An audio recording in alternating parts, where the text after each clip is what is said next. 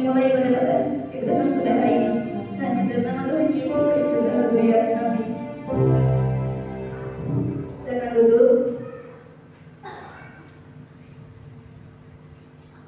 Kita akan menaikkan lagu pujian Puji Berkuasa.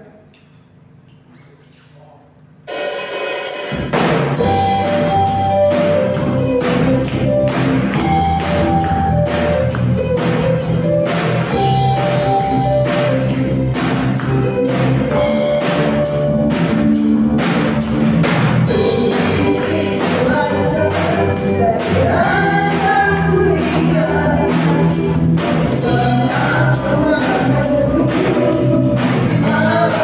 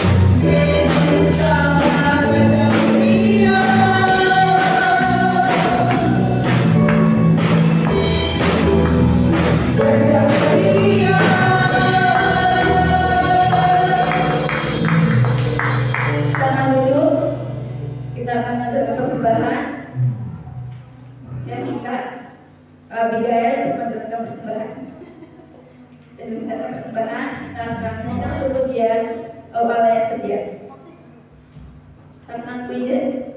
Akan kuizinkan ketakutan.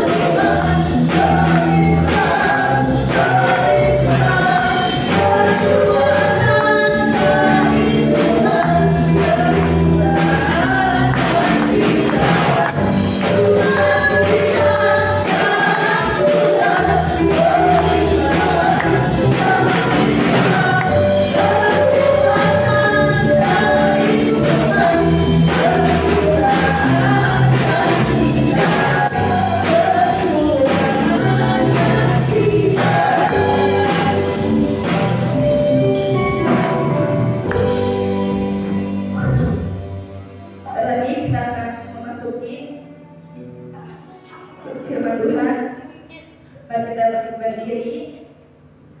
Kita akan menaikkan lagu penyembahan Kepala yang Setia.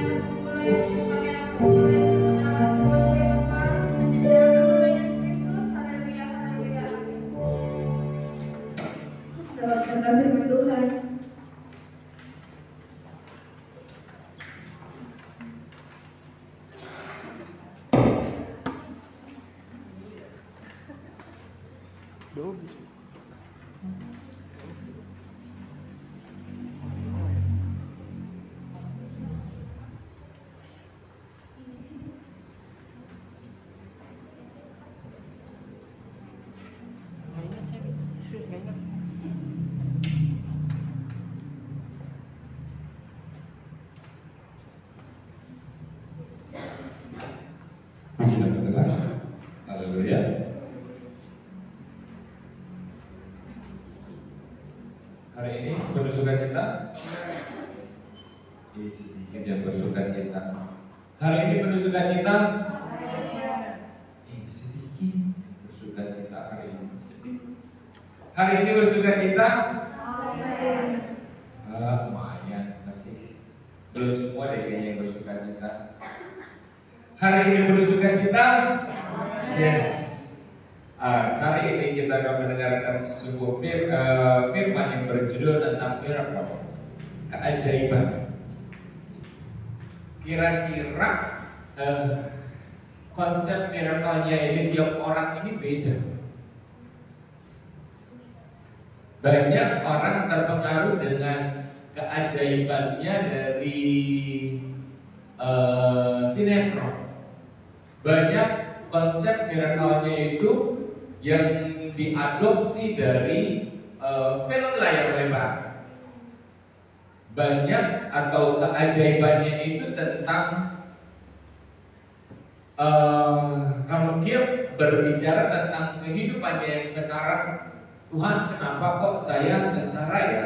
Tuhan kenapa kok saya keadaannya begini ya?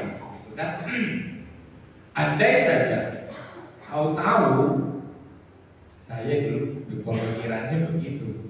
Kau tahu di usia dewasa, kau tahu saya anak sultan. Wah, jadi dulu konsep saya begitu. Wah, kau tahu ternyata saya anak yang sudah lama dibuang dan tahu-tahu saya anak sultan yang kaya raya. Wow, itu keajaiban kan? Keajaiban yang menyenangkan hati. Kalau kita ngelihat terlalu miris kehidupan ini, kita akan bayangkan keajaibannya seperti itu. Karena kita merasa terlalu sedih, terlalu Tuhan kok gini banget ya. Atau kalau kita mengidamkan sosok pasangan hidup yang kayak apa ya, seorang pangeran Jepang yang meminang perempuan wanita guru TK, atau pangeran Inggris ya yang meminang gadis rakyat biasa. Itu kan keajaiban semuanya. Sesuatu yang tiba-tiba meledak dan wow. Nah, ini konsep kita dalam kehidupan ini apa tentang keajaiban itu? Ada yang mau cerita? Ada yang mau curhat? Ada yang mau mengandai-andai? Yuk tunjuk tangan. Siapa yang mau cerita? Kira-kira nanti saya dewasa begini.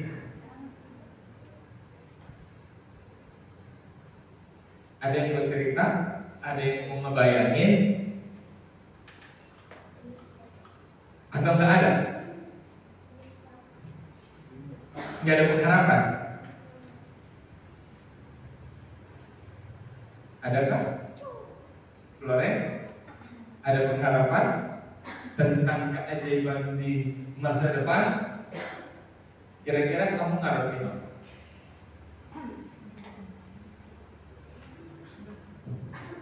Lebih dominan ke sosok nanti pasangan hidup atau kehidupan?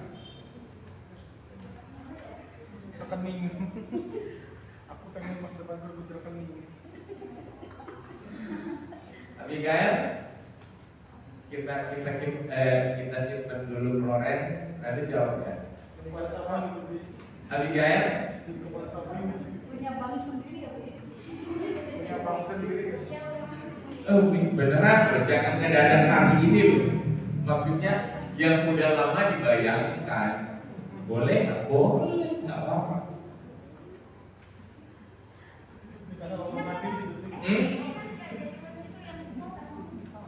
Ya, kajian. Kita belajar halu. Nggak apa-apa, orang halu gratis. Nggak apa-apa sih. Wih, Dari gua kapan? sama mama pakai Israel. Tuh, dari SD. Jadi bukan mendadak hari ini loh dia. Dia punya sesuatu yang menurut dia itu keajaiban.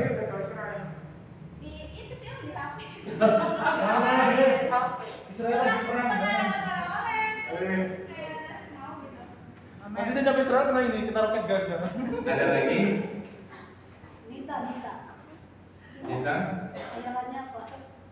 Apa ya, punya banyak uang pas gede. Bukannya mama udah banyak. Amin. Oh, kurang, berarti kurang. Ya nggak tahu ya. Jadi- Ya nggak tahu mamanya banyak duit. Bagi-bagi. Ada lagi? Dipinang bintang film BTS. Justin Aca keinginannya jadi personil Blackpink. Blackpink baru. Kok kamu tahu? Dia Blackpink nggak ada. Jadi Ada lagi? Boleh nggak apa-apa ngomong hari ini. Maria mau Bunda Yesus.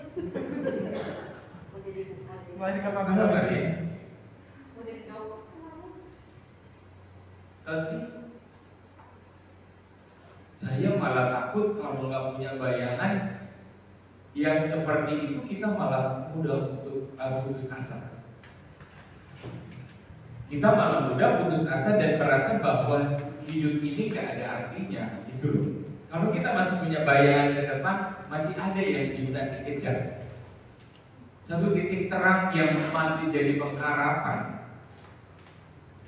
Kalau kita nggak ada satu titik pun pengharapan, ini yang menjadi bahaya. Ya, elah, hidup cuma gini doang. Banyak orang bunuh diri, banyak orang putus asa, dan banyak merasa dirinya nggak ada harganya, nggak ada nilainya karena nggak ada bayangan keajaiban di hari depan. Putus asa. Loren? Belum juga.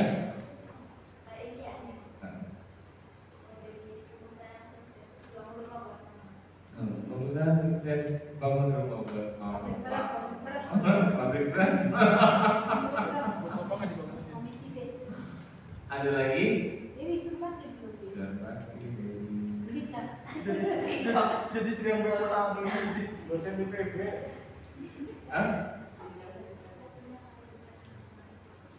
Yang bayar mati. Kehidupan yang lebih baik dari yang sekarang.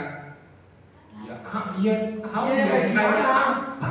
Ya kayak gimana tuh dia jelasin tuh.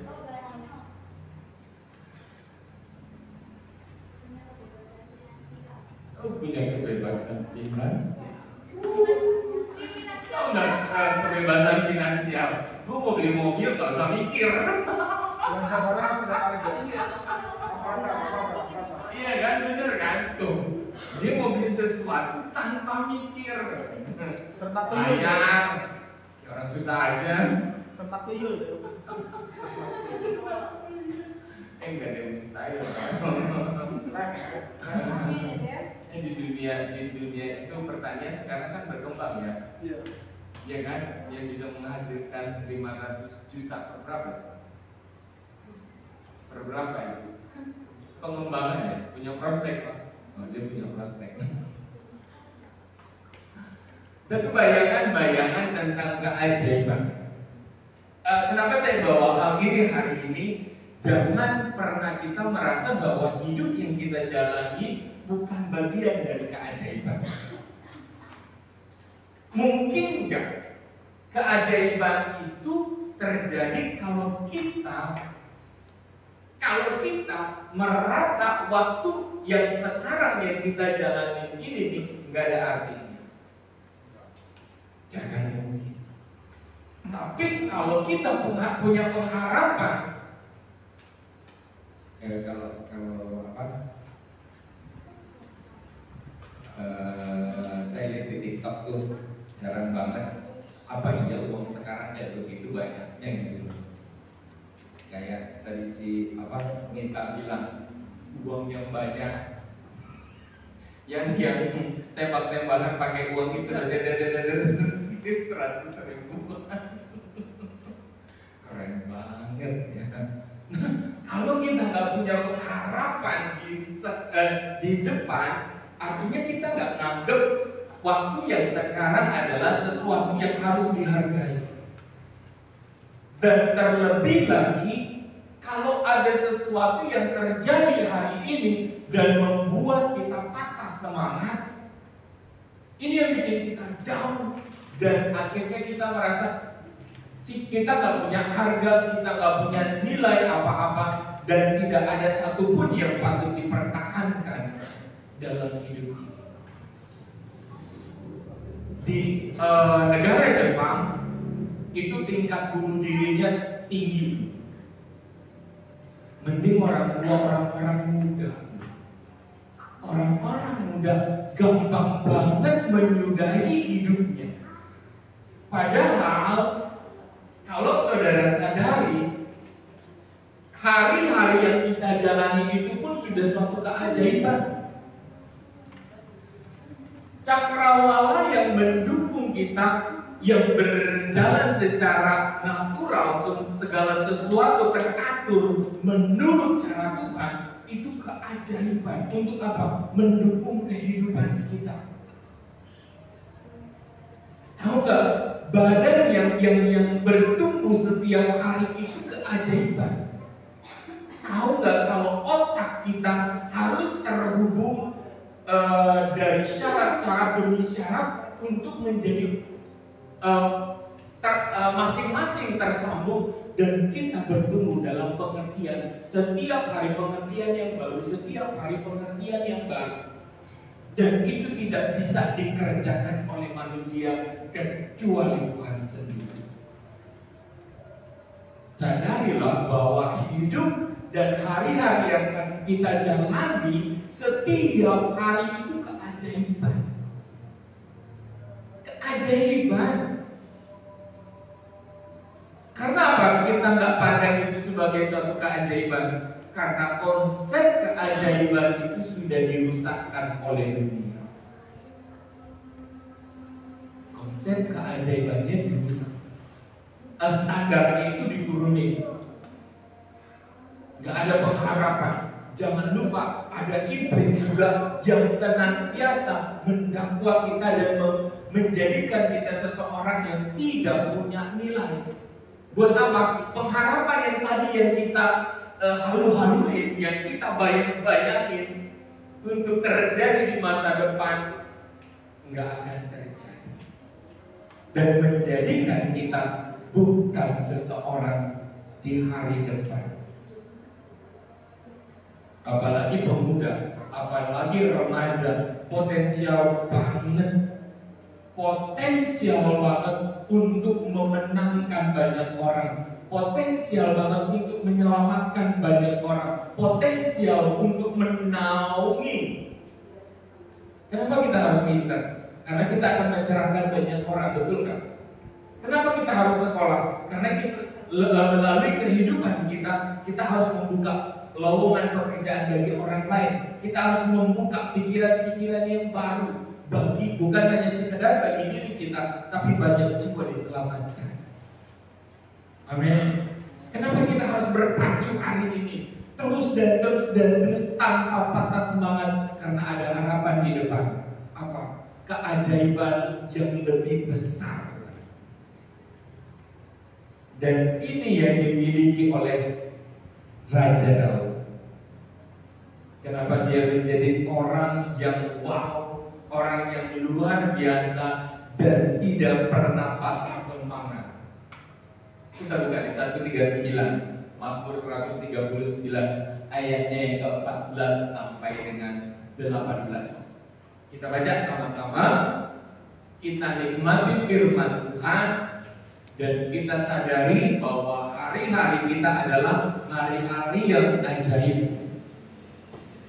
Jadi kalau misalkan kita sekarang dalam keadaan nggak punya apa-apa pun, jangan pernah bilang kita nggak ajaib. Jangan keajaiban itu cuma dipatok dari keuangan, dari materi, dari apa yang ada sekarang. Jauh nggak ada nilainya. Bernapas, bertumbuh, semua itu keajaiban. Karena kenapa keajaiban? Karena nggak bisa dilakukan manusia. Manusia cuma bisa mencipta robot, habis itu dikasih baterai dan berjalan robotnya. Kalau jatuh korslet. Tapi Tuhan enggak. Dia menghembuskan nafas, dia merajut, dia menenun. Ada tangan yang tidak terlihat, ada tangan yang tidak nyata yang merajut kita setiap hari, bahkan dari kandungan. Di dalam kandungan dikatakan kita ini terekam. Di dalam kandungan, selagi masa dalam kandungan engkau pun terekam di hadapan Tuhan. Dirajut oleh Tuhan sendiri untuk tercipta kelahiran. Dan kita bernapas dengan nafasnya Tuhan. Karena apa? Tuhan sendiri dengan hembusan nafasnya menghembuskan nafas kehidupan dalam kehidupan kita. Ketika Tuhan mengambil Adam dan membentuk serupa dengan wajah, rupa dan wajahnya, lalu ia menghembuskan nafas. Ajaib kan? Yuk kita baca 14. Yang laki 14, 15 yang perempuan, 16 laki-laki, dan berikutnya, oke? Sekarang laki ya, 1, 2, 3. Aku bersyukur kepadamu karena dia jadi dahsyat ajaib apa yang kau buat, dan jiwaku benar-benar darinya. Tuhan tidak berlindung bagimu ketika aku dijadikan tempat yang tersembunyi dan aku direkam di bagian-bagian bumi yang paling bawah. Maka kamu lihat selagi aku bakal, dan dalam kitabmu semuanya ditulis. Hari yang akan ditutup, belum ada satu pun daripada Dan bagiku sepertinya pikiranmu yang amat, betapa besar jumlahnya. Jika aku mau menghitungnya, itu lebih banyak daripada pasir. Apabila aku berhenti, pasti saja bersama-sama. Yuk yang 14 bareng-bareng. Udah kan tadi sampai 18. Kita ulang di ayat yang ke-14 bareng-bareng. 1, 2, 3. Aku bersyukur kepadamu oleh karena kejadianku dahsyat dan ajaib. Ajaib apa yang kau buat, dan jiwaku benar-benar menyadarinya. Seseorang yang menyadari dirinya di hadapan Tuhan, dia akan menerima segala yang baik. Kenapa? Ketika kita tahu Tuhan, kita punya pengharapan besar. Amin. Karena di dalam Tuhan tidak ada yang mustahil. Keajaiban miracle yang kita dambakan, yang kita impikan, itu akan terwujud. Saya sendiri ngerasain banyak dulu ketika saya gagal, rasanya saya pengen marah dengan kehidupan ini. Tuhan gini amat sih. Tuhan, kok saya harus ada di dalam dunia ini dengan begini? Sementara orang lain bisa senang, sementara orang lain bisa tertawa, sementara orang lain bisa bercanda. Kenapa Tuhan bawa saya dalam kondisi yang seperti ini? Tuhan, apakah saya nggak punya berharga, nggak punya nilai. Kalau nggak ada nilainya, mati aja kan Tuhan, apalagi artinya. Kan seperti itu.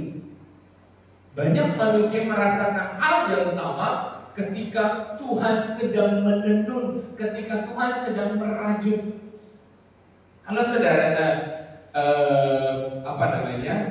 lihat gambar Tuhan Yesus tentang anyaman itu, rajutan itu, gambarnya bagus di depan. Di depannya bagus, coba dibalik, gak jelas. Itu gambar dari benang-benang yang terajut di belakang itu gak jelas. Tetapi ketika dibalik, oh, ini maksud dan tujuan Tuhan. Nanti kalau punya rajutan begitu di rumah, buka. Gak jelas, benar-benar gak jelas bentuk, arah, dan segala macamnya. Karena untuk membuat itu ada langkah-langkahnya. Langkah pertama, langkah kedua, langkah ketiga itu sudah teratur sampai terbentuk gambar yang seperti itu. Dan ketika kita melihat dari belakang, cuma mengikuti alur yang diperintahkan untuk kotak demi kotak. Kayaknya di SMP saya ngalamin bikin rajutan yang seperti itu. Streaming di apa? Yang bulat itu, bulat apa Kak? Kan ada kotak-kotaknya ya. Langkah pertama ini harus kemana, ini harus kemana. Ambil benang yang ini, kotak yang nomor ini itu harus teliti. Dan ketika disulam, kita yang di belakang, kita yang melihatnya benang-benang ini gak jelas. Sampai titik terakhir, semuanya dipotong, dipendekin, lalu dibalikin. Baru terlihat jelas maksud dan tujuan perintah-perintah. Sama dengan kehidupan kita.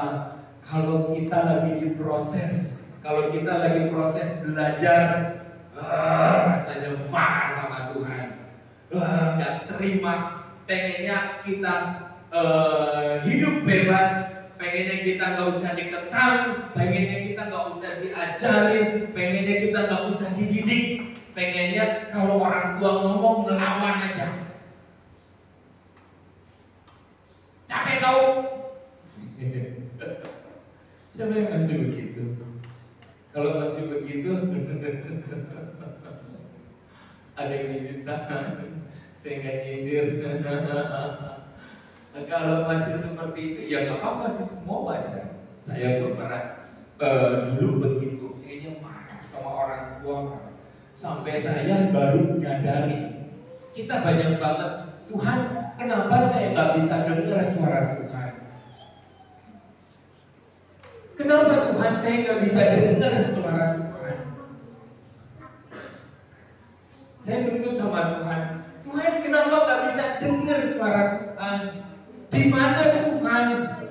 Masa Tuhan nggak punya suara? Apa kata firman? Hormatilah orang tuamu, hormatilah ayahmu dan ibumu, agar lanjut umurmu di tanah yang diberikan Tuhan kepadamu. Apa artinya Tuhan? Bahwa suara daripada orang-orang tua itu ialah perwakilan dari suara Tuhan.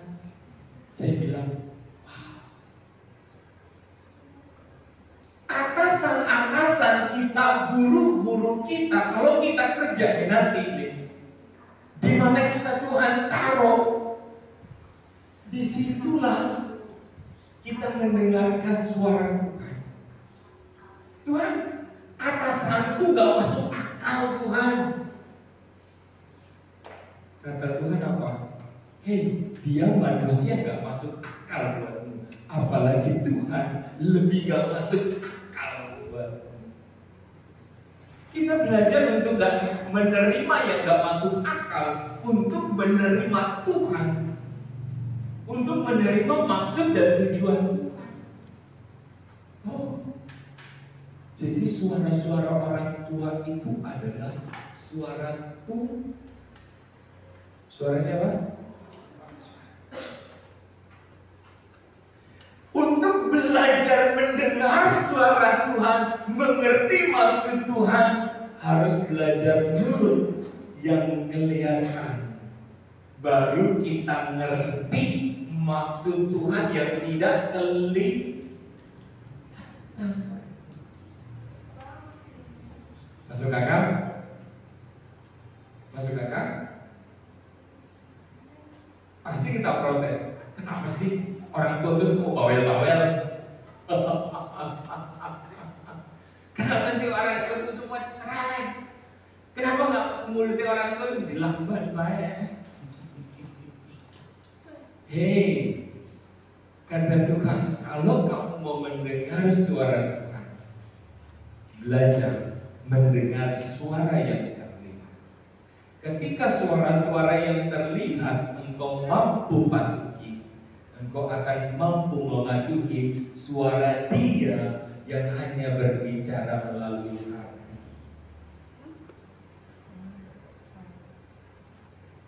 Samuel tinggal di rumah Tuhan. Dia mendengar suara Tuhan. Dia tanya kepada Imam Dia bertanya kepada Imam Eli untuk menerjemahkan suara. Imam Eli baik apa enggak? Enggak. Imam Eli itu enggak berkenan di hadapan Tuhan, tetapi harus melalui dia, di bawahnya Samuel, untuk dididik, untuk memberikan contoh mana yang baik, mana yang tidak baik. Dan di situ bisa mengerti, dia mengerti dan menjadi seorang nabi yang benar-benar mendengar suara Tuhan. Betul? Kita direkam sama Tuhan. Histori kita setiap hari, kalau kita buka handphone, kalau kita buka Google, kalau kita buka apa saja di gadget kita, semua ada historinya kan? Terekam kan? Ini baru zaman ini loh terbaca. Kita tahu maksud Tuhan, tapi tulisan di atas ribuan sebelum Masehi, sebelum Yesus datang ke dunia ini, firman ini sudah sampai kepada manusia. Wow. Umur manusia berapa? Satu hari bagi Tuhan adalah 1000 tahun bagi manusia. Pikir, satu harinya Tuhan 1000 tahun bagi manusia. Kalau kita cuma dikasih waktu 60, 70 tahun, 80 tahun, berapa tahun kita di hadapan Tuhan? Pelan cepet banget. Pantesan Tuhan itu gak terlihat. Jangkauannya, bedanya, bandingannya jauh banget. Waktunya manusia dengan waktunya Tuhan hanya sebentar. Kalau kita nggak pakai waktu yang ada itu dan kita cuma buang, dan kita nggak pikir bahwa waktu dan kesempatan yang ada di dalam dunia ini adalah keajaiban, kita nggak akan menuai. Kita nggak menuai kebenaran Tuhan. Kita janji yang Tuhan janjikan atas kehidupan kita nggak dapat. Kita nggak terima. Karena apa? Kita udah patah semangat. Kita hancurkan sendiri. Nggak usah belajar lah. Nggak usah nurut orang tua lah. Bersetan dengan masa depan.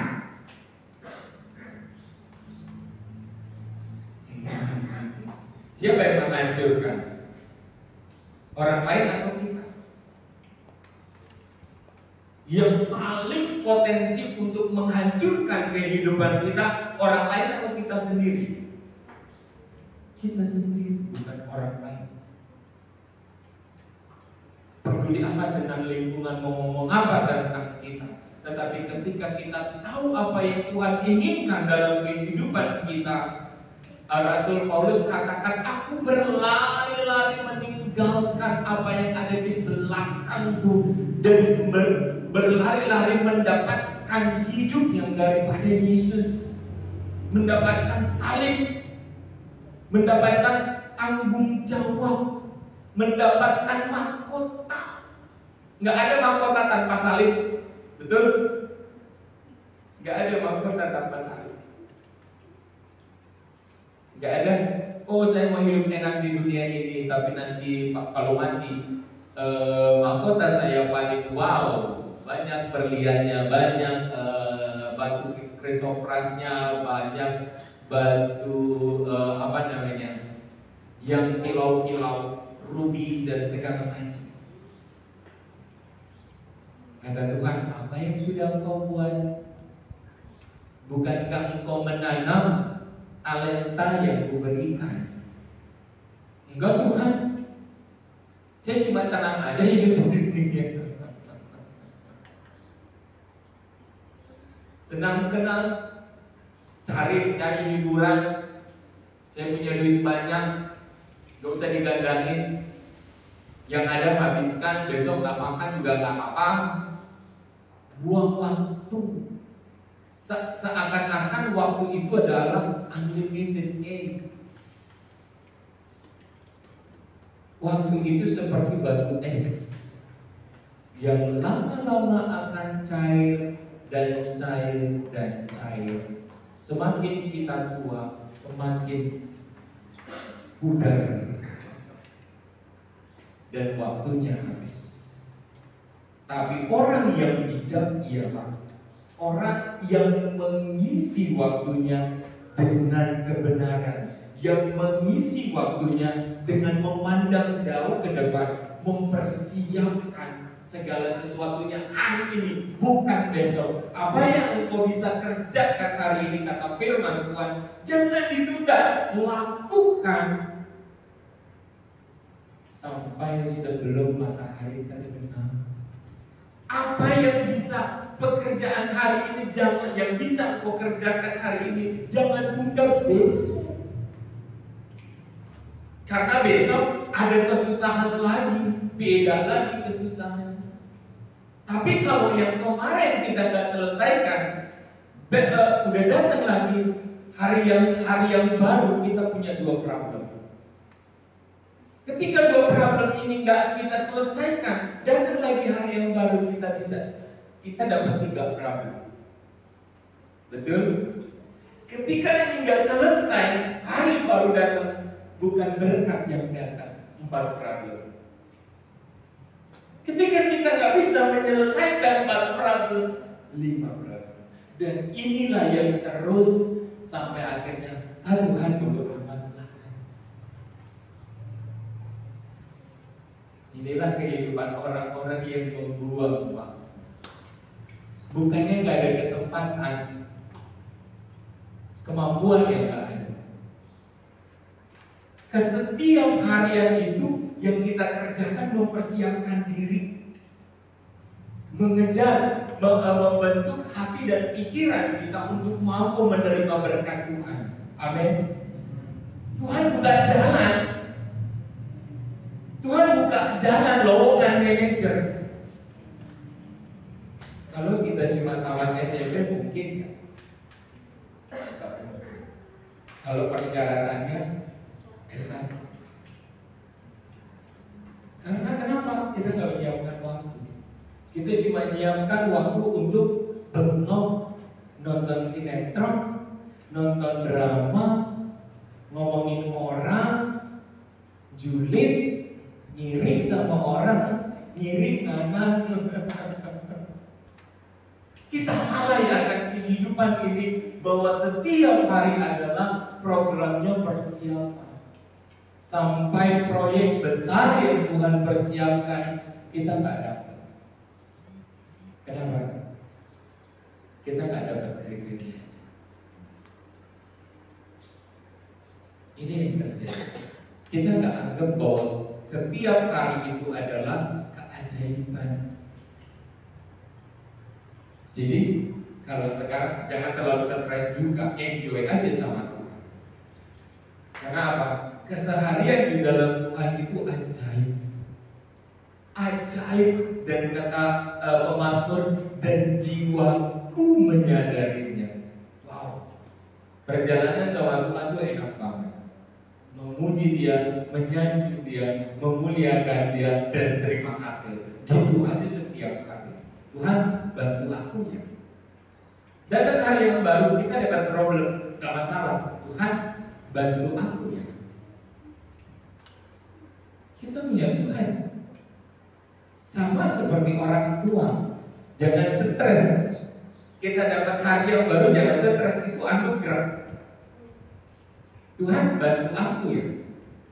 Penurutan kita di dalam setiap harinya terekam di hadapan Tuhan dan terakumulasi di waktu yang ke depan.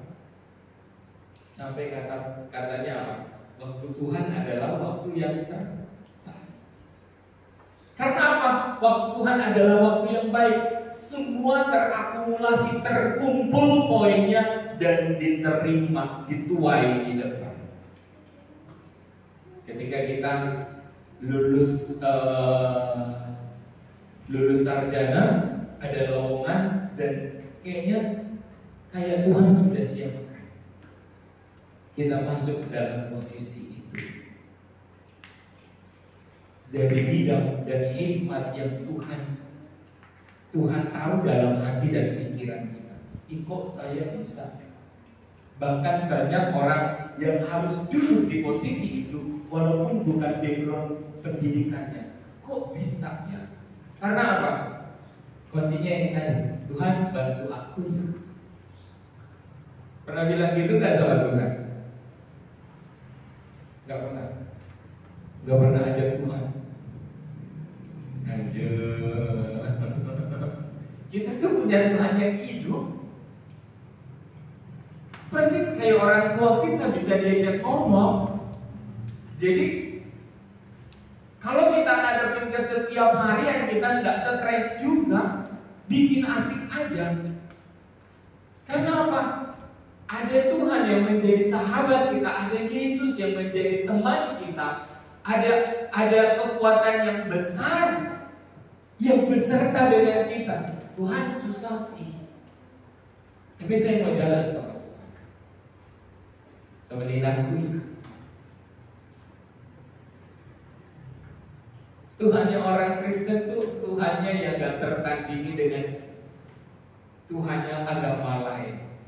Benar-benar gak ada tandingannya. Kedekatannya apa namanya ya? Bayangkan ada Tuhan seperti Tuhan Yesus yang membumi, down to earth, membumi. Dia yang di surga mau datang ke bumi. Biar apa? Biar gambarannya sama. Kelelahanmu, kesulitanmu, aku pun rasa. Pengharapanmu yang besar tadi, aku pun mau begitu, kata Tuhan. Jadi dia nggak naruh di dirinya di tempat maha tinggi dan tidak terhampiri. Tuhan kita bukan Tuhan yang memberikan hukuman, bukan Tuhan yang memberikan aturan. Manusia, kamu harus berdoa 10 kali dalam sehari. Kalau enggak, kamu nggak layak masuk surga. Manusia, kamu harus pakai ini. Kalau enggak, kamu nggak layak di hadapan Tuhan. Enggak begitu. Tetapi Dia adalah Tuhan yang menjadikan dirinya manusia. Dia datang menghampiri kita. dan dalam rupa sebagai hamba. Dia datang bukan sebagai raja, udah turun dari surga bukan lagi mengambil raja, dia jadi mengambil rupa hamba. Sama di dalam daging. Karena apa? Biar saya merasakan lelahnya manusia, capeknya manusia. Buat apa? Jalan yang saya tempuh untuk masuk dalam kerajaan surga, mereka pun yang mengikuti jejakku akan masuk dalam kerajaan surga. Tuhan tuh gak kasih peraturan, hukuman, dan kalau kita nggak menjalani hukuman peraturan itu, kita nggak layak masuk surga. Tetapi dia memberikan panutan. Dia pun menjalani hari yang sama. Bayangkan, satu harinya Tuhan, 1000 tahunnya manusia. Dia turun dari surga dan masuk dalam dimensi perbedaan perbandingan 1:1000. Dikatakan bahwa Tuhan itu adalah maha besar. Dia masuk, dikatakan manusia itu ialah butiran debu. Dia bisa masuk dalam dimensi itu. Ada Tuhan lain yang agama lain yang seperti itu? Cuma Yesus, cuma Dia. Tetapi kuasanya dengan namanya, dalam nama Yesus, iblis keluar. Dalam nama Yesus, iblis gentar mendengar suara itu, mendengar nama itu. Ngeri. Kenapa? Biar konsep keajaiban ini gak rusak. Yang Tuhan mau dalam kehidupan kita ini berubah setiap hari. Amin. Setiap hari adalah untuk mempersiapkan hari yang depan dalam mujizatnya Tuhan, dalam keajaibannya Tuhan, dalam miracle-nya Tuhan. Kita pasti tua ya. Kita akan jadi seperti apa yang kita inginkan, apa yang kita impikan dalam kehidupan kita, karena Dia adalah Tuhan yang mengenal kita. Kalau misalkan apa ya, kita buka dulu deh di Yohanes 5 ayat 1 sampai 9. Ada sesuatu yang ajaib terjadi dalam Yohanes 5 ayat 1 sampai dengan 9, yaitu orang buta disembuhkan. Kita baca dari yang pertama sampai 9 ya. Saya bacakan. Sesudah itu ada hari raya orang Yahudi dan Yesus berangkat ke Yerusalem. Di Yerusalem dekat pintu gerbang domba ada sebuah kolam yang dalam bahasa Ibrani disebut Bethesda. Ada 5 serambinya. Dan di serambi-serambi itu berbaring sejumlah besar orang apa? Orang apa? Orang sakit, orang buta, orang timpang, orang-orang lumpuh yang menantikan goncangan air kolam itu. Ayat 4. Sebab sewaktu turun malaikat Tuhan ke kolam itu dan menggoncangkan air itu, barang siapa, ini hukumnya ya, barang siapa yang terdahulu masuk ke dalamnya, sesudah goncangan air itu menjadi sembuh, apapun juga penyakitnya. Di situ ada seorang yang sudah 38 tahun lamanya sakit. Berapa tahun? 38. Apa yang dikerjakan orang ini 38 tahun? Menunggu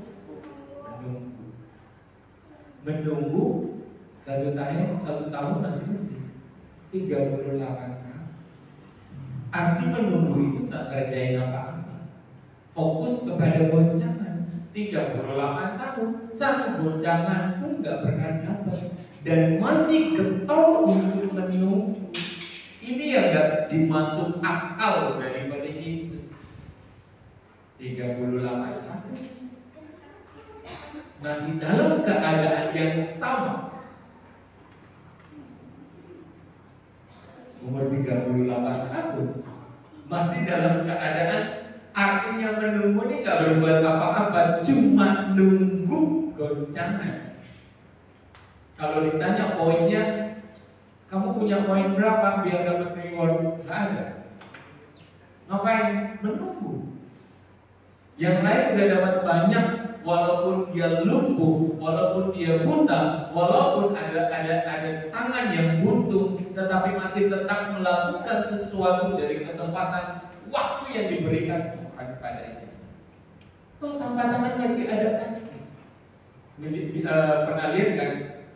Ada seorang wanita yang cuma punya tangan doang, bisa pakai baju, dengan kakinya bisa nyisir, bisa dandan, bisa segala macam. Persis kayak tangan kan, pakai kaki semua kok bisa nyampe. Kita kan bisa nyampe. Ada kelebihan, dia nggak nunggu. Dari keterbatasan itu aja orang itu bisa melakukan, tetapi orang ini hanya buta mata doang loh. Mata doang. Masih punya tangan? Masih punya kaki? Masih. Dia cuma terfokus kepada matanya untuk disembuhkan. Ngapain 38 tahun? Nunggu 38 tahun badan. Bahwa ia telah lama dalam keadaan itu, berkatalah ia kepadanya, maukah engkau sembuh? Untuk ada Tuhan Yesus. Ayatnya yang ke-7. Jawab orang sakit itu kepadanya, Tuhan, tidak ada orang yang menurunkan aku ke dalam kolam. Apabila airnya mulai goncang dan sementara aku menuju ke kolam itu, orang lain sudah turun mendahului aku. Kenapa? Kata Yesus kepadanya, bangunlah dan angkatlah tilangmu dan berjalanlah. Dan pada saat itu juga sembuhlah orang itu, lalu ia mengangkat tilangnya dan berjalan. Tetapi hari itu hari Sabat. Dia berjalan, buta disembuhkan. Tetapi apa yang dia kerjakan? Menunggu 38. Kalau umurnya 39, dia cuma punya kesempatan hidup normal 1 tahun. Apa dia punya mahkota? Nggak sempat berbuat apa-apa, baru aja melek Tuhan. Karena apa? Proses menunggu. Jangan pernah terpaku dengan proses menunggu. Lakukan sesuatu. Ya, apa ya?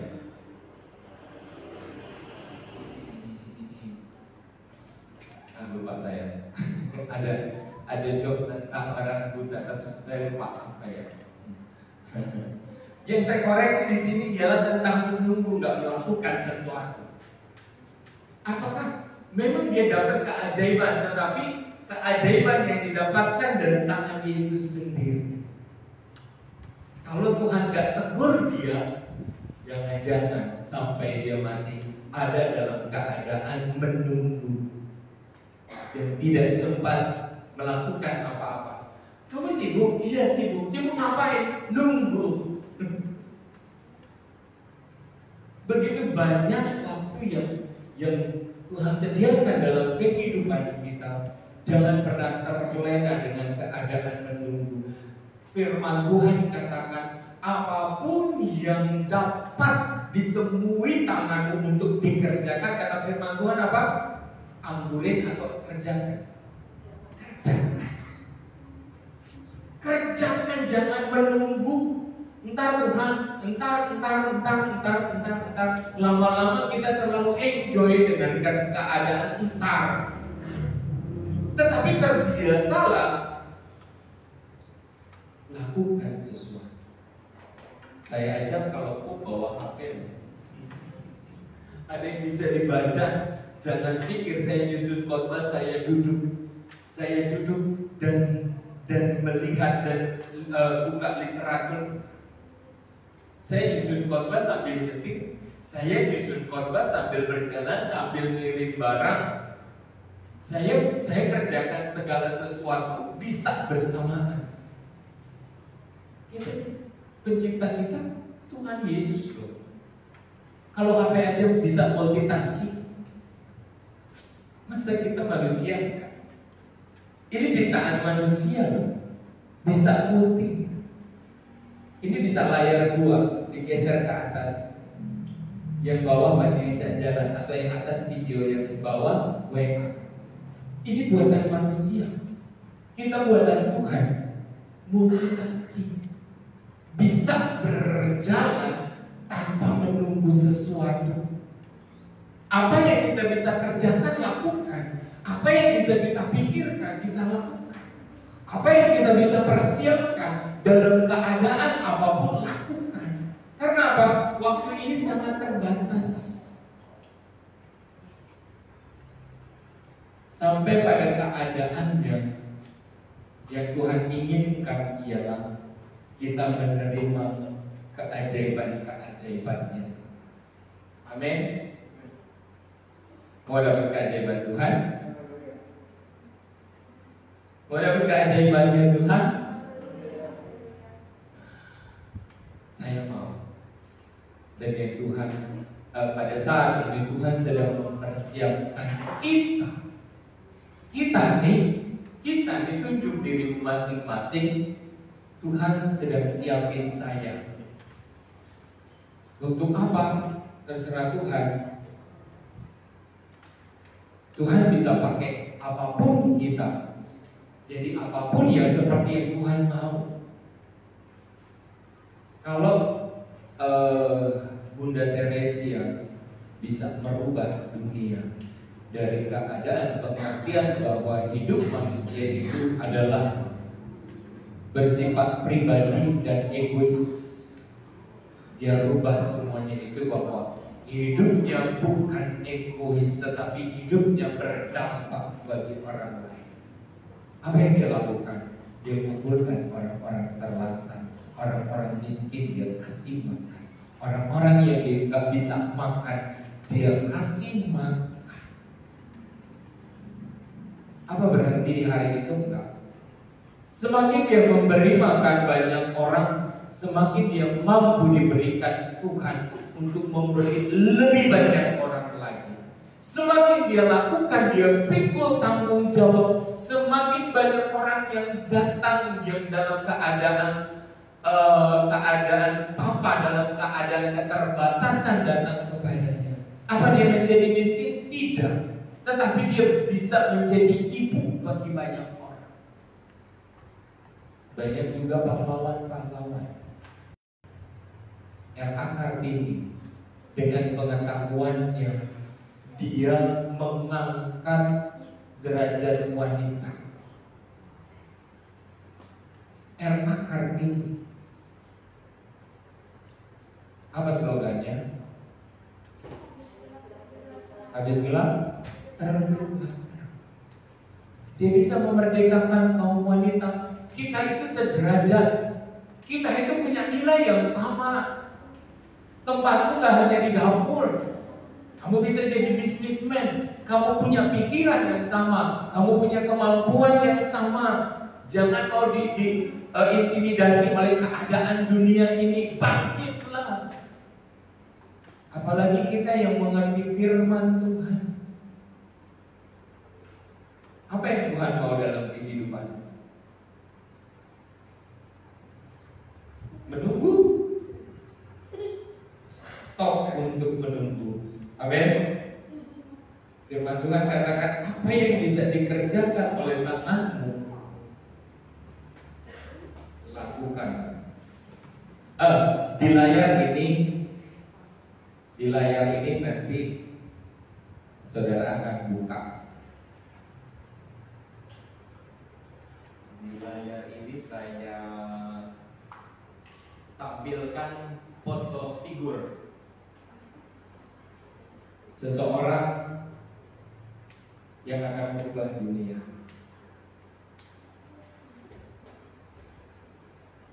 Yang akan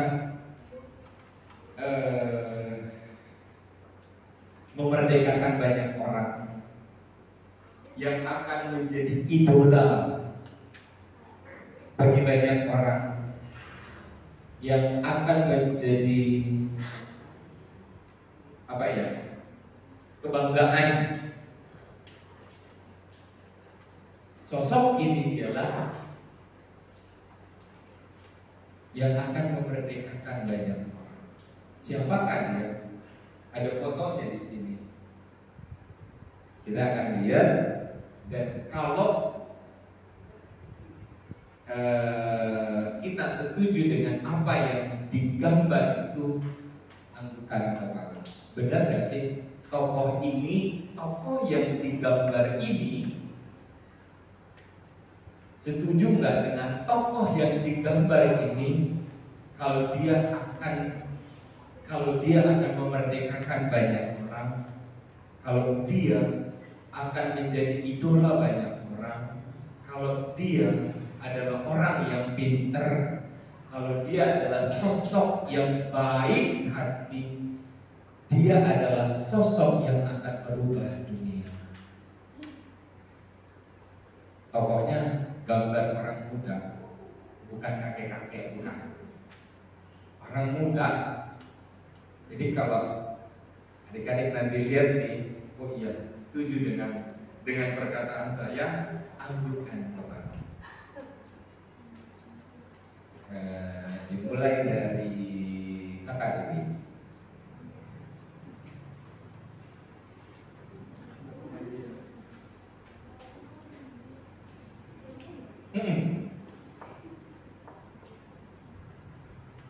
Dari sini dong.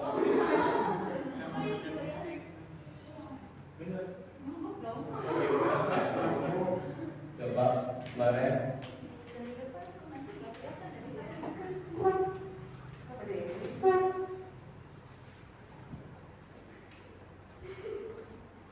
Ada apa di dalamnya? Gambar? Ya, setuju? Saya nggak tahu, pas lihat HP. Saya nggak tahu. Karena ada HP-nya kan.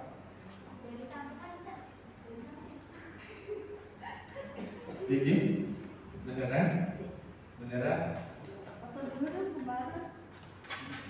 Ayo.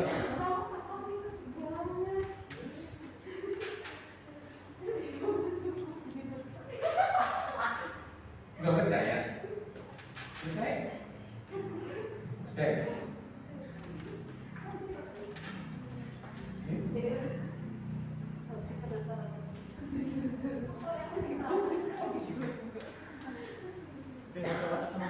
Semua dikawal. Percaya nggak kalau dipukul berapa?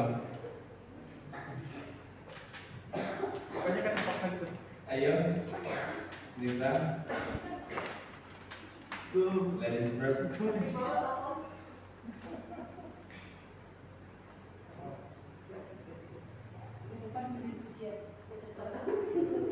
Percaya?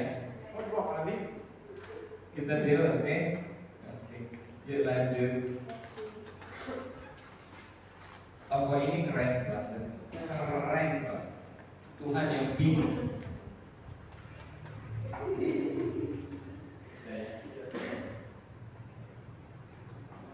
Ayo, Bang Kami. Dari dulu om. Oh, dari. Belum pernah ngomong apa? Misi. Siapa yang mungkin di belakang? Iya. Iya dulu. Hah? Bergelap. Oke, lihat lagi. Oke ya. Jangan tengah sih. Enggak. Ayo Bang Kami. Udah ngerti sih tanya apa? Bukan kakek-kakek kan, bukan nenek-nenek kan. Enggak percaya? Hah? Percaya kan? Aminin aja. Amin. Kita aminkan. Oke, setuju dengan saya? Vitamin. Ayo.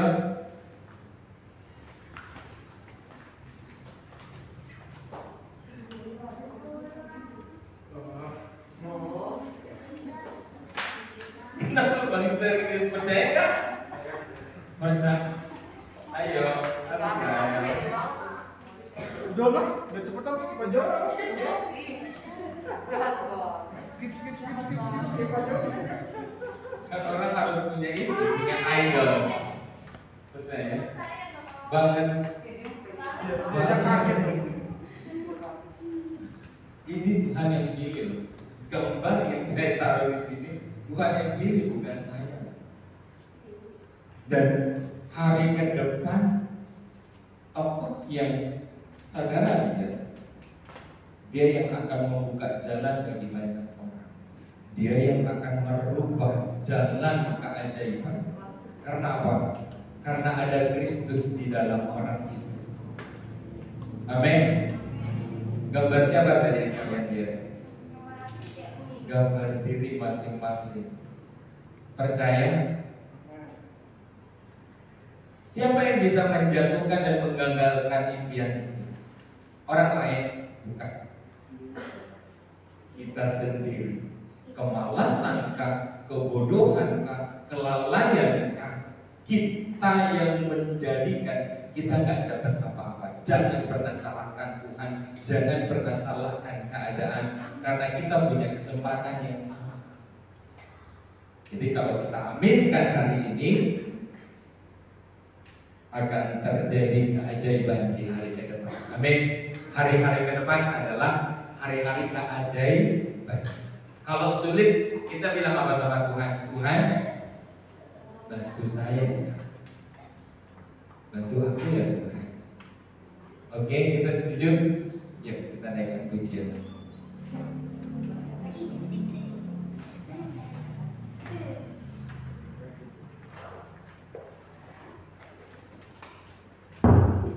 Pada pujian ini, kata-kata dalam pujian ini bukan hanya sekedar tertulis dari sesuatu yang biasa, tetapi yang tertulis bahasa Indonesianya aja.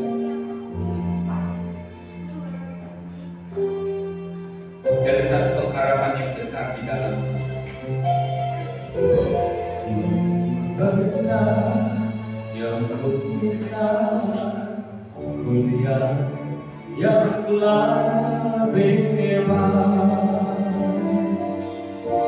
sungguh ajaib diubahkan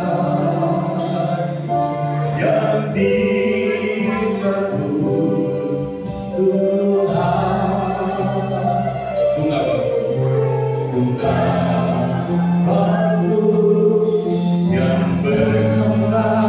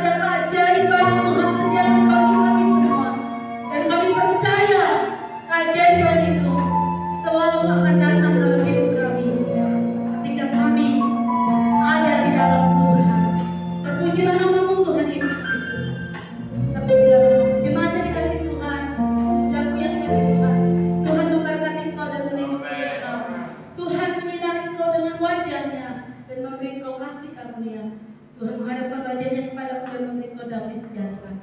Sebagai kasih Tuhan Tuhan Tuhan dalam persekutuan dalam kasih Allah Bapa Anak yang Tuhan Yesus Kristus dan Roh Kudus menyertai kita sampai maranatha Tuhan Yesus.